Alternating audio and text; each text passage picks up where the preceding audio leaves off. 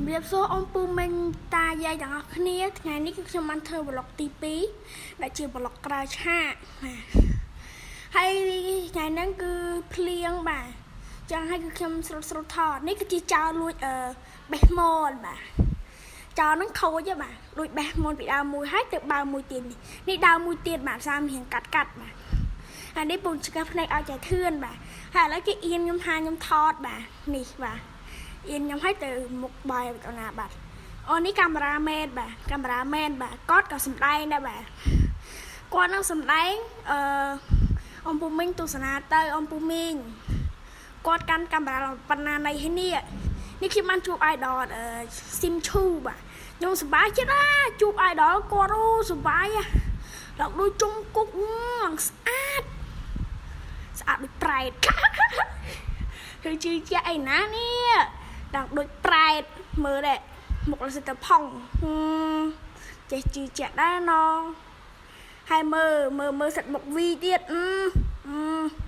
នេះពេលគេរៀបចំថតបាទតែធឿននឹងញ៉ាំអីលេងបាទហើយនេះមិត្តរួមការងារបាទហើយនេះគេរៀបចំថតហើយអ៊ំពូមិញទស្សនាចោះរឿងនេះរឿងសង្សារជីឈ្នួលអត់ទាន់ផុសទេតែយើងទស្សនាក្រៅឆាហើយទៅអ៊ំពូមីងក្រៅឆាល្អមើលដល់ថ្នាក់នឹងហើយចិត្តតម្រាប់តែរឿងទៀតគឺល្អមើលសែនល្អមើលតែម្ដងអ៊ំពូមីងទស្សនារឿងនេះហើយពិតជាមិនខំបំណងទេរឿងហ្នឹងគឺបែបម្ដាយហ្នឹងគឺខលខូចអត់ចង់ឲ្យតួអង្គស្រីហ្នឹងឬធំជាងកូនស្រីខ្លួនឯងទេហើយនេះគឺជាធឿនបាទហើយក៏គាត់ខ្លាចទៅជាបិសាចទៅ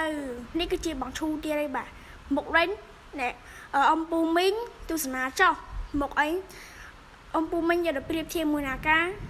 គេប្រៀបធៀបចោះបាទអ៊ំពូមីងអាចប្រៀបធៀបមួយណាណីបាននេះគឺជាទេសភាពចំការដងរបស់ខ្ញុំបាទរបស់អ៊ំខ្ញុំគឺស្អាតមែនតែនដើមម្សៅដើមអីទៀតបាទពេលហ្នឹងគឺមិនទាន់ភ្លៀងទេបាទហើយខ្ញុំមកវាយនេះពេលវាយភ្លៀងបាទទស្សនាឲ្យហើយទៅអ៊ំពូមីងអាណាអ៊ំពូមីងនេះជាមិត្តក្រុមរួមការងាររបស់ខ្ញុំគឺគាត់ផុសTikTok ផ្សេងបាទហើយគាត់ឃើញកាមេរ៉ាគឺគាត់ងាកចេញតែម្ដងបាទគាត់មើលកាមេរ៉ាគាត់ងាកចេញទៀតបាទនិយាយទៅគាត់ខ្លាំងមែនតើ